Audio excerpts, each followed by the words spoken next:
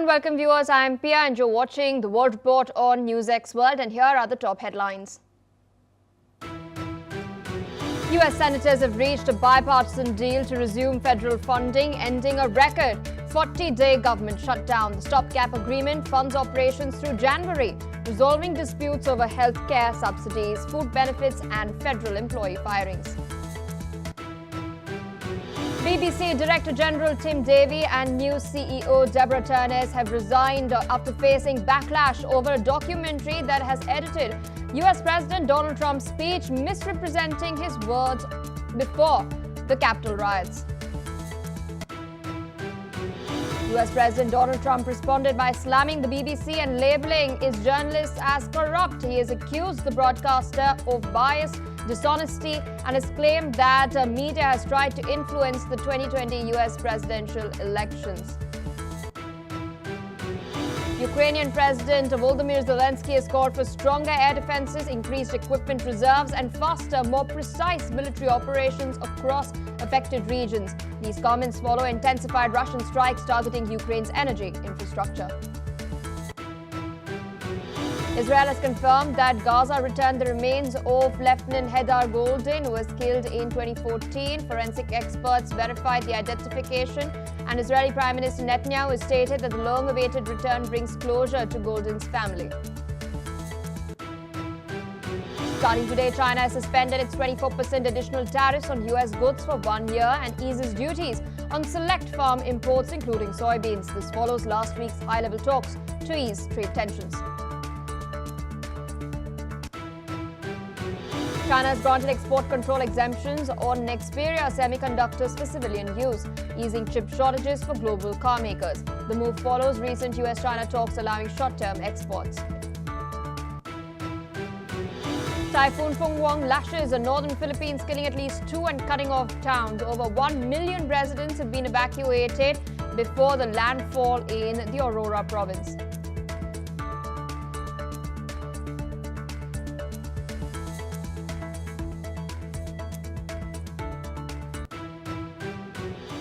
Well, viewers, those are the headlines and our key focus.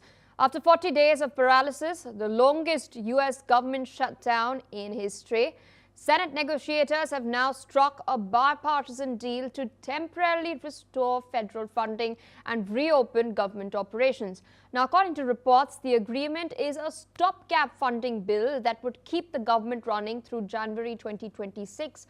This comes after weeks of wrangling over healthcare subsidies, food aid, and US President Donald Trump's mass firings of federal employees. President Trump has stated that the US was getting close to the shutdown ending as the bill headed for a procedural Senate vote. Listen in. Well, it looks like we're getting very close to the shutdown. We'll never agree to give any substantial money or any money to really prisoners, illegals that come into our country. And I think the Democrats understand that. And it looks like we're getting close to the shutdown ending. You'll know very. This measure will now reinstate thousands of federal workers, restore funding for the SNAP food stamp programs aiding over 42 million low-income Americans, and guarantee a vote on extending the Affordable Care Act premium subsidies set to expire at the year's end.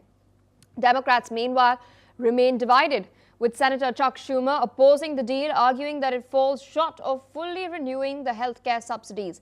Still, lawmakers across party lines have acknowledged the urgency to end the shutdown itself. Listen in to what Trump has to say. So we're going to have a good game. Things are going along very well. Country's doing well. The Democrats have to open it up. Thank you very much. Transportation Secretary Sean Duffy has meanwhile warned that flight operations could soon slow to a trickle as air traffic controllers continue to work unpaid. More than 1,800 flights were cancelled and nearly 5,700 delayed across major hubs like New York, Chicago and Atlanta ahead of the busy Thanksgiving travel season. Economists, meanwhile, have cautioned that a prolonged shutdown could halve U.S. growth this quarter, with Treasury Secretary Scott Bessent warning that the economic toll is getting worse and worse. Listen in. We've seen an impact on the economy from day one, but it's getting worse and worse. We had a fantastic economy under President Trump the past 2 quarters, and now there are estimates that the economy Economic growth for this quarter could be cut by as much as half if the shutdown continues. With us on the broadcast is Dr. Satoru Nagao, fellow at the Hudson Institute, joining us from Tokyo. Thank you so much for taking our time and speaking to us on NewsX World. It's been a record 40 days. This is the longest government shutdown that has taken place in the United States of America. For countless people, life was in limbo as they could not get their salaries processed. There were several layoffs that had been taking place as well. Flights had been impacted too. And of course, the political pressure that was there on both sides, from the Republicans on the Democrats and from the public at large on the Republicans as well. If it continued, many analysts had stated that it would have spelled trouble for Donald Trump, especially since the midterms are supposed to take place next year. Now, with this understanding, this bipartisan deal that has come place, in your assessment, who's the bigger gainer here? Is it the Democrats or the Republicans? Yes, you're right. Next year, there is a midterm election. So that's why the view from the opposition party, Democrats, want to show the panic, and they will blame the ruling party or the current Republican government should take charge of this panic. That is their tactics.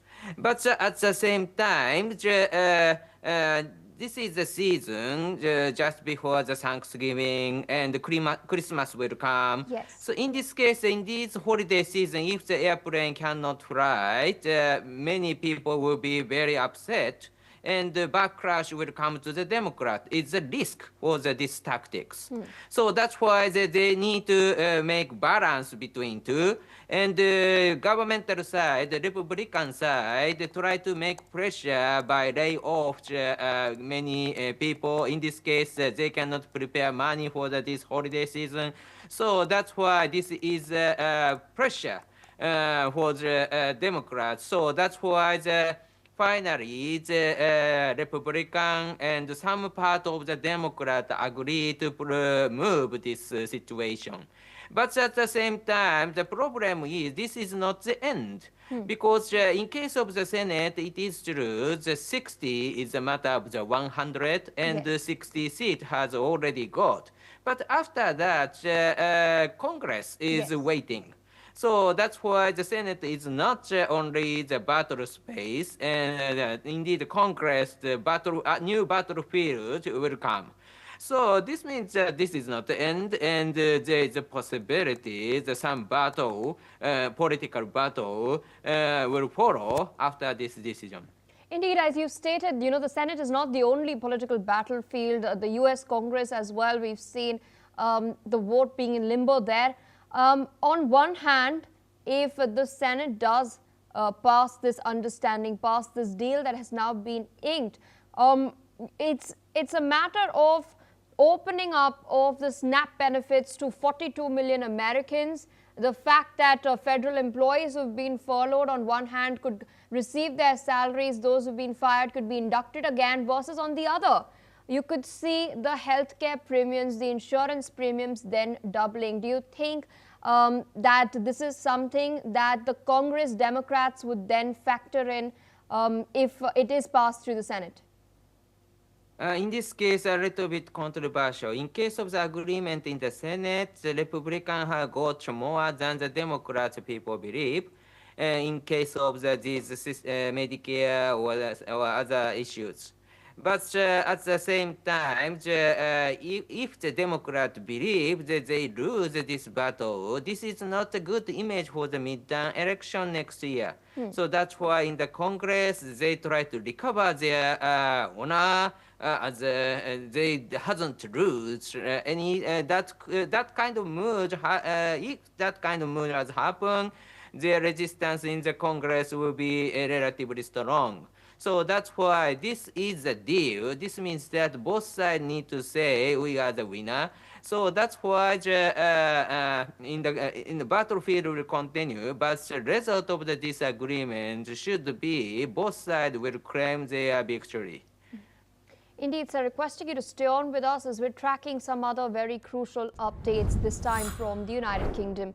Viewers were now learning that BBC Director General Tim Davie and new CEO Deborah Turness have resigned following criticism over the broadcaster's editing of his speech by US President Donald Trump. The controversy centers around a documentary aired last year in which Trump's speech was edited in a way that misrepresented his words, particularly regarding the Capitol riots. Listen in. We're going to walk down to the Capitol, and I'll be there with you, and we fight. We fight like hell. We're going to walk down to the Capitol, and we're going to cheer on our brave senators and congressmen and women. The edited clip, which spliced together two separate parts of the speech, made it appear as if Trump directly encouraged violence, while the full context of his remarks included calls for peaceful demonstrations. Now, this controversy came to light after a leaked internal memo raised concerns about the misleading edit. Trump has responded to the controversy by accusing the BBC of bias and calling its journalists corrupt in a post on Truth Social. His remarks have sparked widespread reactions from the political arena, with some calling for reforms at the BBC.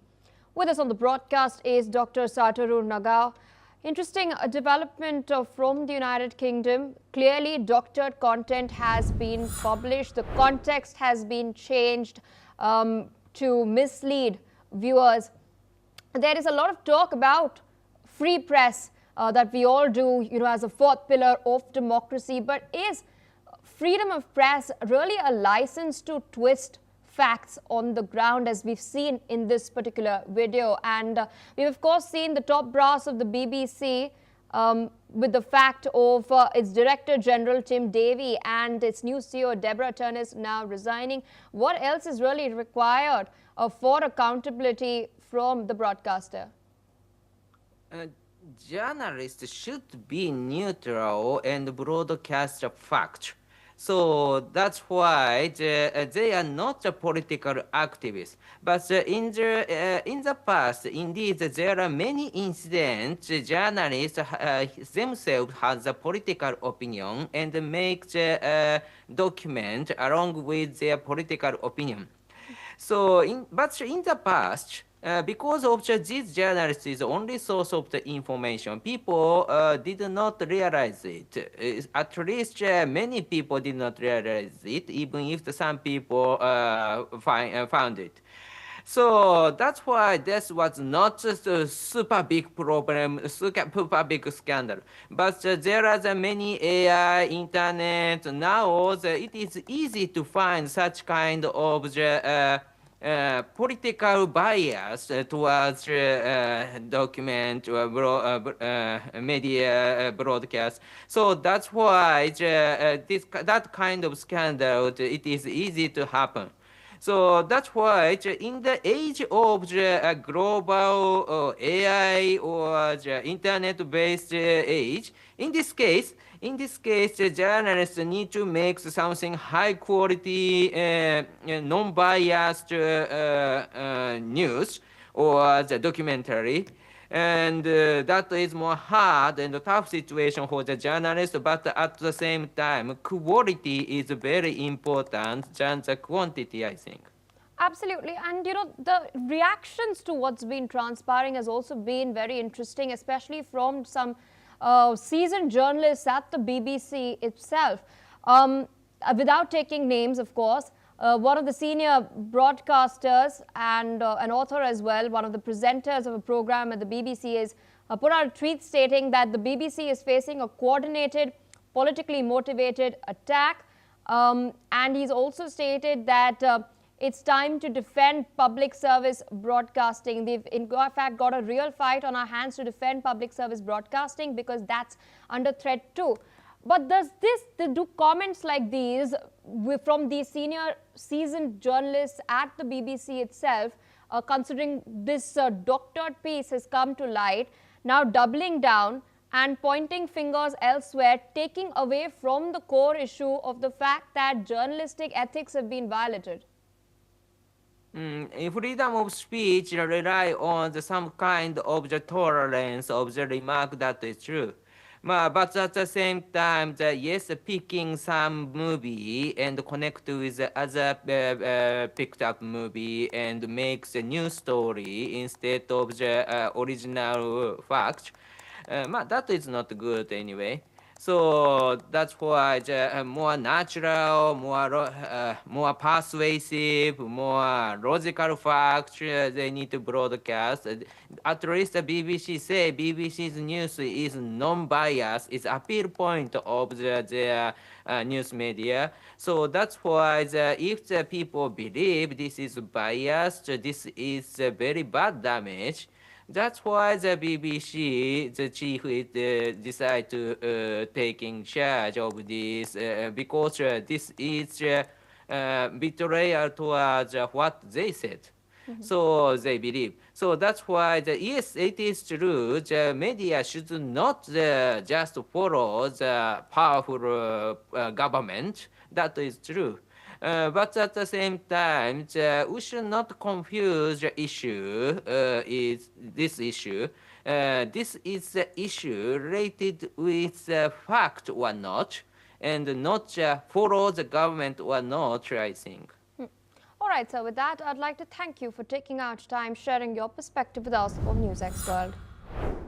Shifting focus away from the United Kingdom towards what's happening in the Middle East. Israel has now confirmed that the remains returned from Gaza are those of Lieutenant Hadar Golden, an Israeli officer killed in 2014 during the Israel-Gaza war. Now, Golden's body was retrieved by Hamas after being held for over a decade. Israel's Prime Minister Benjamin Netanyahu has hailed the return of his remains, marking a symbolic moment for the nation. For Golden's father, Simcha Golden, this return is a significant step towards bringing all hostages home.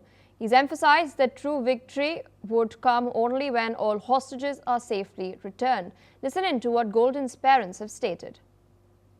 ומה שהמלחמה האחרונה הזאת הוכיחה זה שאם נלחמים הלוחמים מצליחים, ואם לא מביאים את הלוחמים ומביאים את האזרחים חזרה נכשלים. הניצחון הוא השבת החטופים והשבת הלוחמים לארץ ישראל. זה מה... With us on the broadcast is Professor Veselin Popovsky. He's a professor and vice dean at Jindal Global Law School. Thank you so much for taking our time and speaking to us on NewsX World. In the midst of Hamas returning the bodies of the hostages, we've now learned that the body of Lieutenant Hadar Golden, who was killed all the way back in 2014 when the war had taken place between Israel and Gaza back then, that has now been retrieved and handed back as well. How significant a step is this in furthering the obligations of the return of all hostages? Yes, this is good news, obviously, no matter how long it took. But yes, this is the negotiation technique by Hamas to keep that body as long as possible in order to exchange them for their own prisoners held in Israel, and they did that. Indeed symbolic, because Israel was trying to get that soldier's body for a very long time. It was significant back in 2014. I remember that when he was dragged into the tunnel, they killed 3 soldiers, but one body they took into Gaza, into the tunnels, and Israel used very heavy artillery fire to kind of prevent that to happen. And there was always in the news all this, what now, 11 years, when will that body be returned? Finally, it's happened, so it's a good news. But generally, those negotiations go very well. We see that only 4 remaining dead hostages are still to be returned. Question when it will happen. Hamas is saying that they cannot identify where these are, which probably is also possible, that in such ruins in Gaza, you might not be able even to identify the last dead hostage. But generally that process goes well, I must say. What doesn't go well is everything else in terms of the future of the Gaza, the future of Hamas, who is going to reconstruct those ruins, the presence of Israel, the 2-state solution. Big questions remain. But we have, let's say, a small good news, but a lot of question marks for the future. Absolutely. So requesting you to stay on with us as we're tracking more updates this time regarding the war in Europe. Ukrainian President Volodymyr Zelensky has urged upon the urgent need for stronger air defenses, boosting equipment reserves and ensuring faster, more precise operations across the affected regions in Ukraine. Now, these comments have come after intensified Russian strikes on energy infrastructure. Zelensky has added that repair crews are working round the clock to restore power, water and heating across Poltava, Kharkiv and Sumy, where tens of thousands remain affected. Meanwhile, on the ground, we do know that Moscow's forces have captured Rybin in southeastern Zaporizhia, while fighting continues near Pokrovsk in eastern Ukraine. Meanwhile, on the other hand, Ukrainian counterstrikes have hit Belgorod and Voronezh, leaving thousands without electricity. Listen in to what President Zelensky has had to say. Цими днями в більшості областей фактично цілодобово працюють ремонтні бригади. Енергетики працюють, комунальні служби, всі задіяні. Триває відновлення. І хоч складна ситуація, все ж тисячі людей задіяні, щоб стабілізувати систему та відновити після пошкоджень. Росіяни збільшили удари. Збільшили свою ударну силу, використовують в ударах більше балістики. Це означає для нас потребу у більшій ППО, більших резервах обладнання і більш чіткій та оперативній роботі в регіонах. Still with us on the broadcast is Professor Veselin Popovsky. We've of course heard what President Zelensky has had to say. He's appealed for stronger air defenses, boosting equipment reserves as well, and more precise operations. Up until now, what we've seen the Russians do is send and conduct pincer operations by sending groups of about 2 to 3 or 4 to 5 of their soldiers in order to encircle different areas. They've used this, in fact, as they claim, to encircle Pokrovsk as well. Pokrovsk has not fallen till now. It's, of course, a very important logistical hub for Ukraine as well. And it's a path as well that leads up to northern Ukraine too. It's still being defended by Ukrainians. In your assessment, what really needs to be done to secure the front lines at this time? Well, obviously, Zelensky is absolutely correct. He demands more weapons, more equipment, more air defense system, especially seeing those hits on electrical infrastructure. It's very important to bring more systems. Patriots would be great if the United States supply more, cells or supply for free, doesn't matter. But Ukrainians need Patriot system to defend its cities, to defend its civilians, its energy infrastructure and everything else. On the battlefield, not much of a change. We see Pokrovsk is a battlefield for 14 months now. Yes. So I'm questioning which army in the world will spend 14 months to capture small to middle-sized town as Pokrovsk, and that's the answer, very obviously, rhetorical question. Only the Russian army in the world possibly will fight 14 months for a small city like Pokrovsk. Ukraine is defending it very well. There is no encirclement whatsoever. In fact, Zelensky was there very recently, and in the absolute contrast, Putin wanted to invite journalists to verify that Pokrovsk is captured. And that is absolutely ridiculous, theater, because no journalists logistically go even there. And what will they do? They will ask the citizen of Pokrovsk, are you encircled or not? That's one of the fantasies in Kremlin. But generally, not much on the battlefield. Ukraine is defending itself, but it needs more weapons, obviously, more air defense especially. Indeed, we've also seen another very interesting attack take place inside Russia. The Ukrainian drones, in fact, just 2 days back, had struck an electricity substation in the Vologda region, which is 1,900 kilometers inside Russia. This has marked one of the deepest strikes by Ukraine into Russian territory. the fact that these drones were not detected for 1,900 kilometers, what does this say about the Russian air defenses, which we know are spread out at this moment, and also about Ukraine's strategy? Well, it's also a rhetorical question. It says what Russian army and what Russian air defense is. It's obviously obsolete, inefficient, not to say useless. But yes, there will be more hits and deeper into Russian territory as we go. Ukrainians are getting stronger where Russian army is collapsing, Russian economy is collapsing, Russian state is collapsing. Yes, we will see a lot of those over the next weeks and months, and not only to that, maybe even deeper into the Russian territory. Absolutely, that's one direction here, that Ukraine is getting stronger. The tactic is to destroy military objects, yes. Primarily military. We don't see Russian civilians dying, we see Ukrainian civilians dying, and that says all about who is the monster and who is the victim here. All right, with that, I'd like to thank you, Professor Vasilin Popovsky, for taking out time and, of course, sharing your analysis with us on NewsX World. On that note, viewers, we're shifting focus to what's taking place in Bolivia. Bolivia's newly inaugurated sworn-in president, Rodrigo Paz, has also now sworn in his cabinet of ministers just a day after assuming office. The ceremony was held at the presidential palace in La Paz, marked the formal start of his administration.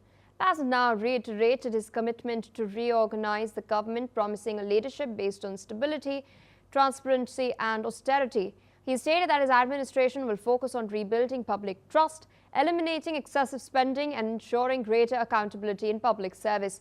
The new cabinet brings together both experienced politicians and new faces, reflecting the president's vision of renewal and responsible governance for Bolivia. Listen in to what the president and new cabinet ministers had to say. Bendiciones a cada uno de los ministros, ministras, gracias. Sé que es un momento difícil explicar a los medios de Bolivia que esto será parte de una primera reorganización ministerial. Después iremos transformando poco a poco para darle eficiencia y prontitud a las necesidades y soluciones que requiere el país.